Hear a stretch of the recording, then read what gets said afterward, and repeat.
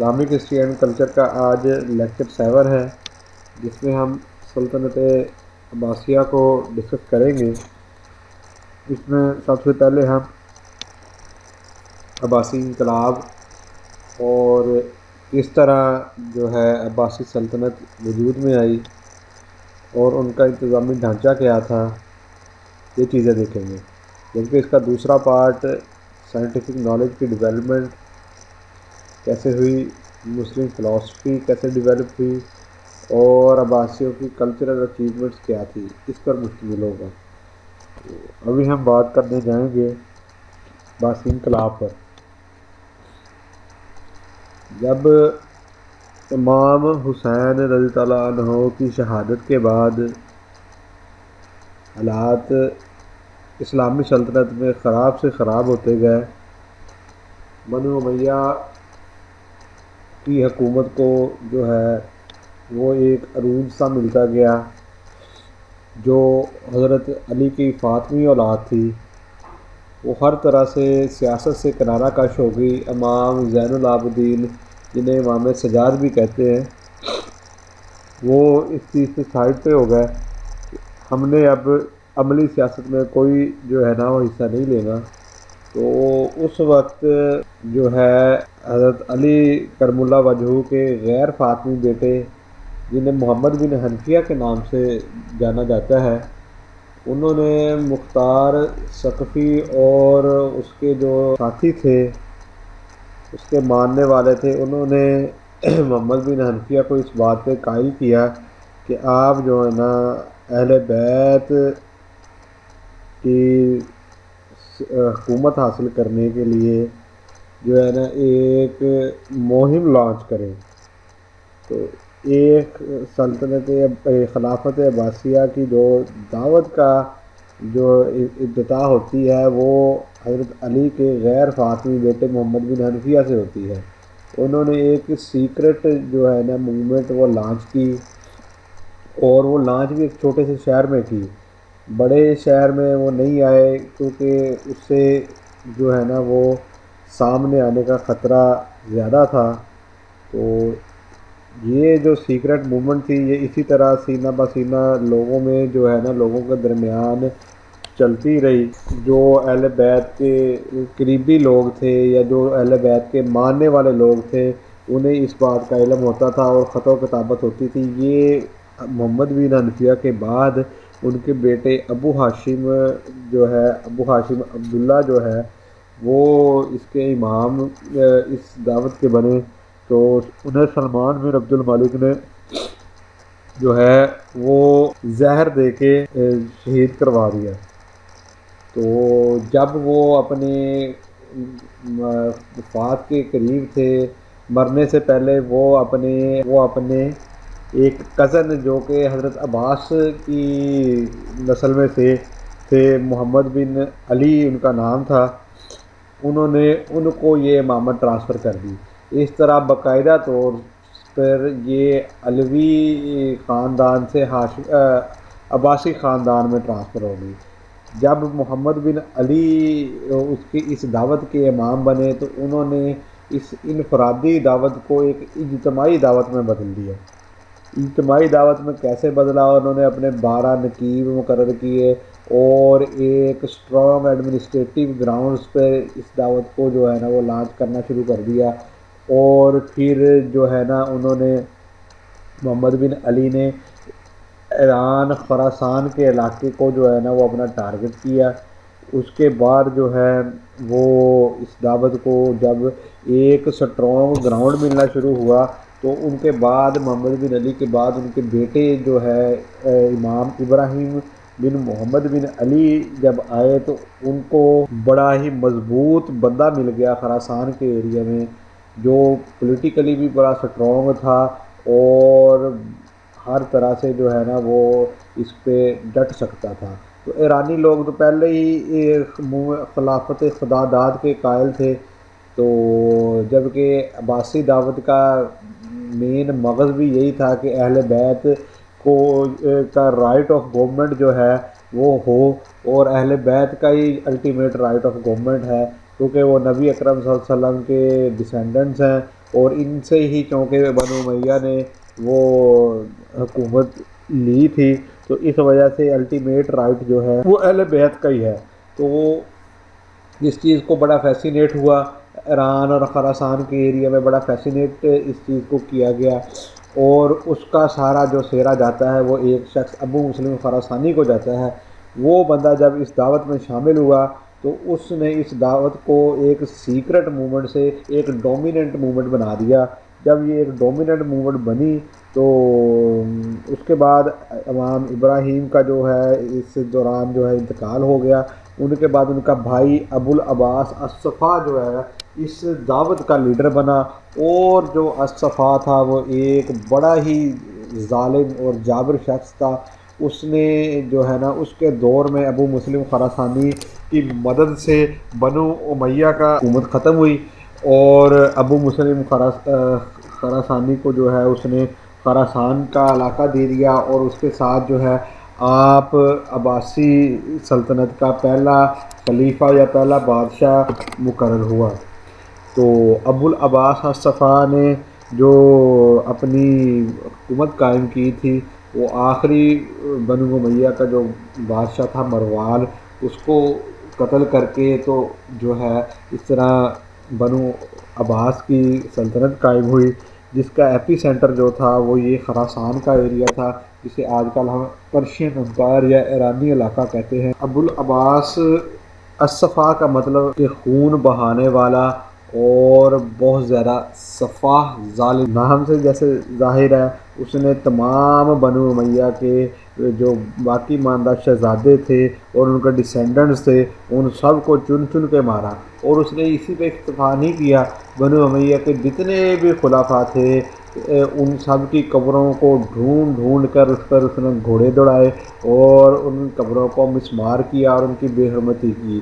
صرف ایک خلیفہ کی قبر کو اس نے چھوڑا، وہ تھے حضرت عمر بن عبدالعزیز کی قبر تھی، جس کو اس نے یعنی کہ ویسا ہی رہنے دیا، اسے کچھ نہیں کہا، کیونکہ حضرت عمر بن عبدالعزیز کا جیسے ہم پہلے ڈسکس کر چکے ہیں کہ وہ اہل بیت کے بڑے ماننے والے تھے، اور انہوں نے ہی وہ سب و شتم والا جو سلسلہ شروع ہوا تھا وہ ختم کروایا تھا۔ تو اس حوالے سے عباسیوں میں ان کی بڑی عقیدت پائی جاتی تھی، اور انہیں وہ نا بڑی قدر کی نگاہ سے دیکھتے تھے۔ باقی تمام شہزادے اس نے قتل کروا دیے، صرف ایک شہزادہ جو ہے نا وہ بچ نکلا، جس نے اسپین میں جا کے اپنی حکومت قائم کی، اس کا نام عبد الرحمن الداخل تھا۔ تو اب جب اسپین کا چیپٹر ہم آگے آئے گا اس میں ہم اس کو جو ہے نا ڈیٹیل سے ڈسکس کریں گے۔ اب ہم آتے ہیں، یہ تو تھا سارا جو ہم نے بھی ڈسکس کیا کہ عباسی ریولوشن کیسے تھا اور کس طرح انہیں حکومت ملی۔ اب آتے ہیں حکومت ملنے کے بعد ایڈمنسٹریٹو سٹرکچر کیا تھا۔ تو ابو العباس الصفا جو تھا ایک ایڈمنسٹریٹو اتنا ٹائم نہیں مل سکا، اس کے بعد اس کا بھائی ابو جعفر منصور جب جو ہے نا وہ آتا ہے حکومت میں آتا ہے، تو اس نے جو ایک خد و خال پہ جن کو حکومت کو ڈیولپ کیا وہ ہم ابھی ڈسکس کر لیتے ہیں۔ تو یہ جو بنو عباس کی تھی اس میں غیر مسلمین اور نو مسلمین لوگوں کا اثر زیادہ تھا۔ تو ابو جعفر منصور نے عربزم کی جگہ عربزم جو بنو امیہ نے قائم کیا تھا، جس میں عربی کو فوقیت تھی، وہ ختم کر دیا، اور عربی لوگ ایک جو ہے نا وہ دوسرے درجے کی شہریت کا مقام اس کو حاصل ہوا، جبکہ سب سے زیادہ فوقیت پہلے ایرانی نسل لوگوں کو دی گئی، پھر وقت گزرنے کے ساتھ ساتھ ترکی غلاموں نے اس پہ قبضہ کر لیا، اور پھر آخر میں جا کے جو ہے نا وہ طواف الملک کی عام ہو گئی تھی۔ اچھا، المنصور نے جو خد و خال جس پہ اس کو سلطنت کو جو ہے وہ ڈیولپ کیا آگے، اس نے جو ہے نا اپنے یہ کسرا جسے ساسانی یا ایرانی پرشین امپائر کی جو ہے نا وہ بیسس پہ اس نے اپنی حکومت قائم کی۔ عباسی سلطنت جو ہے نا وہ پرشین امپائر کو دیکھتے ہوئے اس نے جن کریکٹرسٹکس کی پرشین امپائر حامل تھی انہی کریکٹرسٹکس پہ اس نے بنو عباسی سلطنت کو قائم کرنا شروع کر دیا۔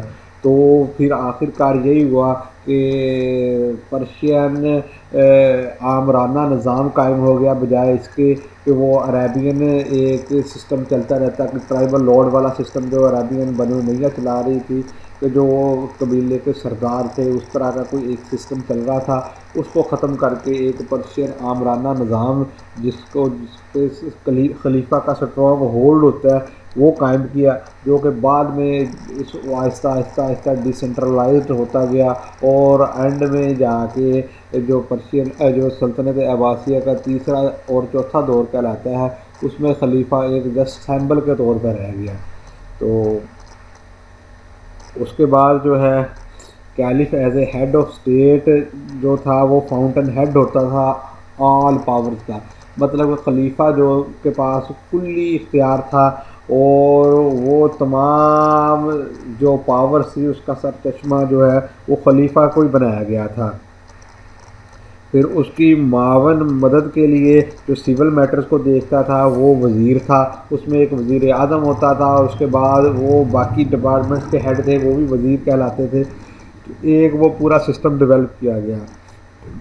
اس کے بعد ملٹری فنکشنز جو بندہ دیکھتا تھا وہ امیر کہلایا گیا، اور وہ سپہ سالار ہوتا تھا، اور آپ آج کل کے دور میں اسے دیکھیں تو وہ چیف آف آرمی اسٹاف والی صورتحال بنتی تھی، تو وہ تمام ملٹری کے کام میں فلر بندہ دیکھتا تھا۔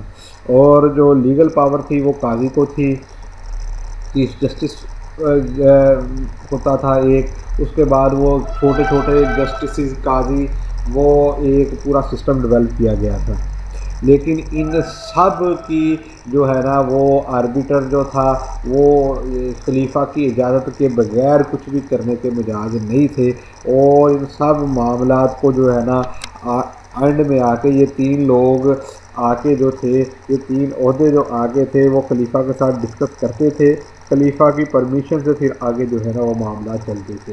تو اس طرح جو ہے اقتدار اعلیٰ کا جو سرچشمہ تھا وہ خلیفہ کو ہی انہوں نے جو ہے اس میں نامزد کیا تھا۔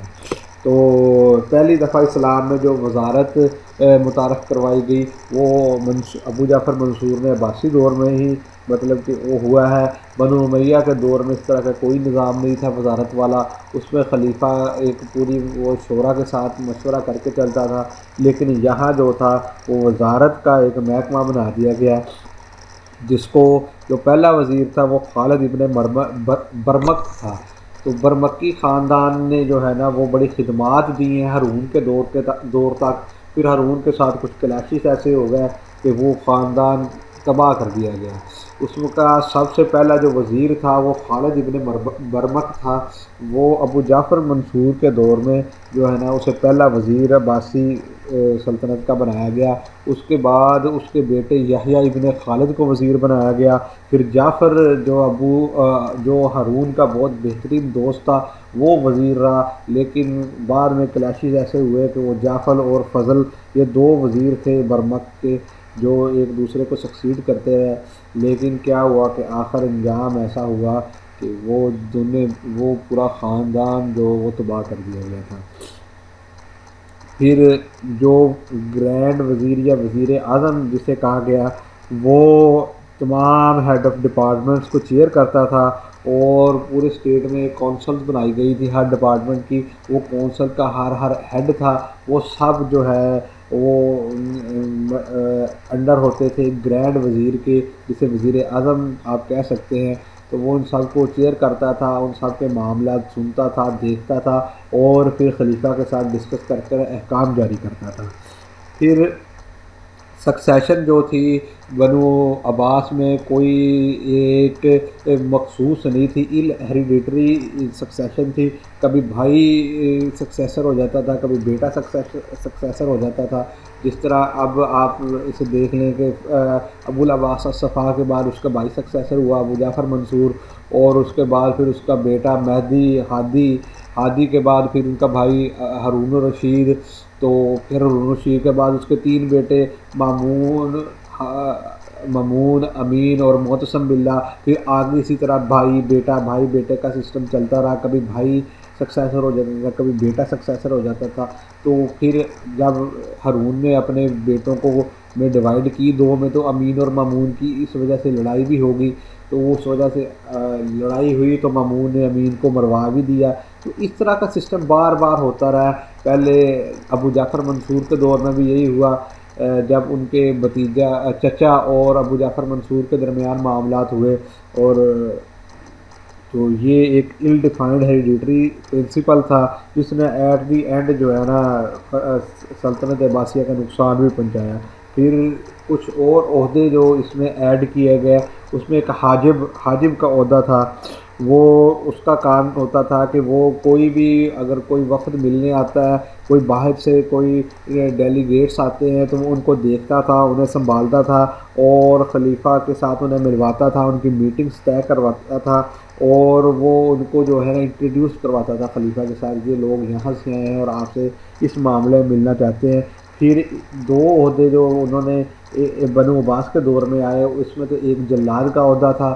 وہ جلاد شاہی جلاد کا جو ہے اضافہ کیا گیا، اور وہ ایک مخصوص کام ہوتا تھا کہ جو لوگ کو بھی پرسیکیوشن کرنی ہے جہاں سزائیں دینی ہے، وہ شاہی جلاد کا کام ہوتا تھا. وہ شاہی جلاد ان لوگوں کو سزائے موت دیتا تھا، کسی کو مارتا تھا، کسی کو جو بھی سزا دینی ہے وہ ساری شاہی جلاد تھا. دوسرا ایک کورٹ اسٹرولوجر شاہی نجومی کا اضافہ کیا گیا اس میں. وہ ہر کورٹ کا ایک نجومی ہوتا تھا جو خلیفہ کو مستقبل کی پیشن گوئیاں بتاتا تھا، اور اس کے علاوہ ستاروں کی چال بتا کے خلیفہ کو بتاتا تھا کہ یہ فیصلہ آپ نے اس طرح کرنا ہے. آپ کو میں نے بتایا نا کہ یہ جس طرح ایرانی خد و خال تھے وہ سیم ادھر آ گئے تھے. ایران میں بھی اسی طرح نجومی ہوتے تھے، وہ جو ہے نا وہ بتاتے ہوتے تھے. پرشین امپائر میں یہی جو ہے اڈاپٹ کر لیا انہوں نے، اور اس میں اسلامی خط و خال کہیں دور ختم ہوتے گئے. حالانکہ اسلام میں اس طرح کا کورٹ اسٹرولوجر کا اور حاجب کا اس طرح کا کوئی کنسیپٹ نہیں ملتا. اگر ہم پائس خلافت کو دیکھیں تو اس میں راشدون پیریڈ میں ہمیں اس طرح کی کوئی چیز وزارت کی اور اسٹرولوجر کی اور جلاد کی ہمیں نہیں نظر آتی، یہ عہدے نہیں نظر آتے. یہ سارے جو ہے اضافے بنو عباس میں ہوئے. اس طرح وہ ایک بڑا وائبرنٹ سا جو ہے نا وہ کلچر ڈیولپ ہوا. لیکن پھر اس کے بعد ہم دیکھتے ہیں کہ ڈسٹریبیوشن آف پروونسز جو تھی وہ آلموسٹ بنو امیہ کی ہی رکھی گئی تھی. اس میں کوئی نیا اضافہ نہیں کیا گیا تھا. اور جب جیسے جیسے نئے علاقے زیر تسلط آتے گئے وہ اس چیز کو ہی آگے انہیں بڑھاوا دیتے گئے. پھر بلکہ دوسرے دور کے اینڈ میں اور تیسرے دور کے شروع میں اسٹیٹس بننی شروع ہو گئی تھی، اپنی علیحدہ مملکتیں امپائر بننی شروع ہو گئی تھی بنو عباسیہ کے اندر ہی. کہ وہ بہت تھے تو بنو عباس کے ہی بعد گزار، لیکن وہ آزاد ہونا شروع ہو گئے تھے. تو وہ پروونسز کا جو سٹرکچر پہلے دور میں تھا ہارون رشید تک وہ باقی نہیں رہا. اس طرح طاہری امپائر بنی، صفاوی امپائر بنی، اس کے بعد اینڈ میں جا کے غزنوی امپائر بنی، ایوبی امپائر بنی، غوری امپائر بنی. یہ سارے علاقے فاطمی بھی نکلتے گئے، یہ سارے علاقے آہستہ آہستہ جو ہے نا وہ نکلتے گئے. تو وہ صوبوں کا سٹرکچر باقی نہیں رہا. یہ جو پروونشل سٹرکچر ہے وہ سیم صرف پہلے دور تک باقی رہا تھا کہ حجاز کا ایریا ہو گیا، شام کا ہو گیا، عراق ہو گیا، مصر ہو گیا، خراسان ہو گیا، اوپر جو ہے وہ سینٹرل ایشیا کا جو علاقہ ہے وہ ترکستان ہو گیا. تو یہ صرف پہلے دور میں تھا. آہستہ آہستہ جیسے جیسے دوسرا دور عباسی سلطنت کا آتا گیا، مامون کے بعد، اس کے بعد معتصم کے بعد پھر تیسرا دور اور پھر چوتھا دور جیسے آیا، تو اس طرح زیادہ سے زیادہ ڈی سینٹرلائزیشن ہوتی گئی.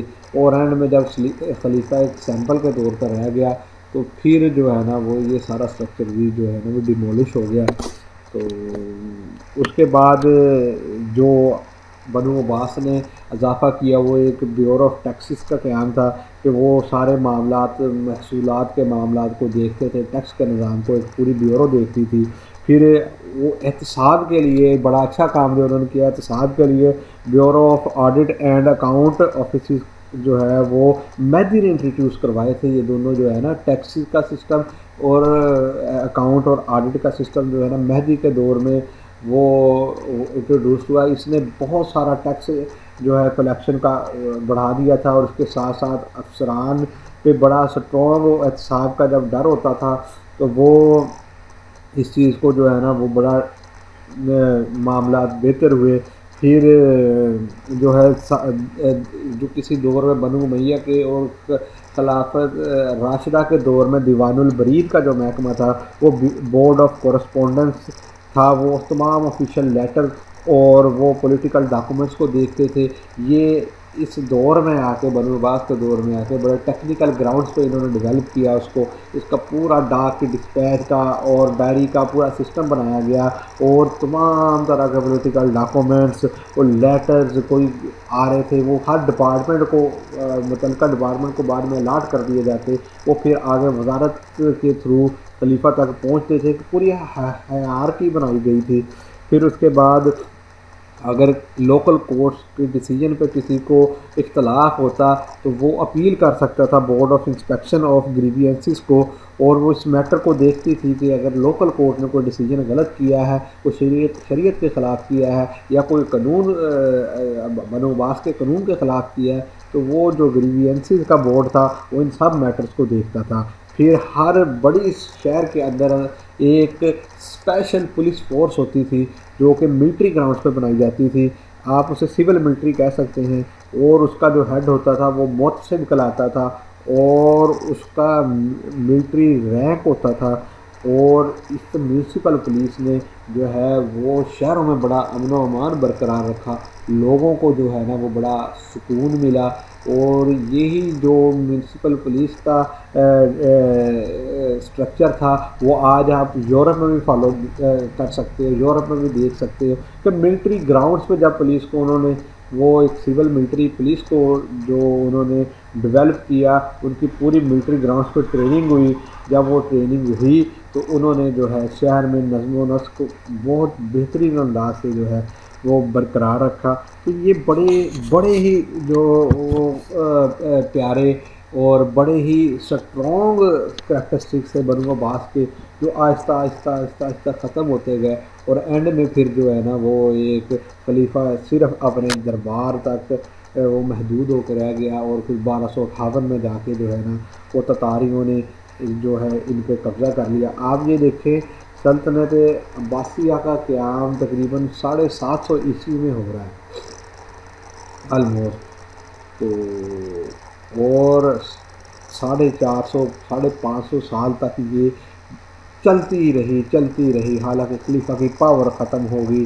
وہ پہلے ایرانیوں نے اس پہ اپنا زور آزمانا شروع کیا منصور کی وجہ سے, پھر آگے معتصم باللہ کی وجہ سے ترکی آگے ترکی غلاموں نے پھر اینڈ میں کورٹ پہ اپنے دربار پہ قبضہ کر لیا. پھر خلیفہ ایز اے پپٹ آ گیا تھرڈ دور میں.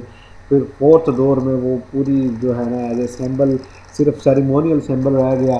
تو یہ صرف اتنا 500 سال 550 سال کیوں ڈیولپ اپنا نکال گیا, وہ وجہ یہی تھی کہ انہوں نے اسٹرانگ گراؤنڈز پہ ایڈمنسٹریشن بہت اسٹرانگ تھی.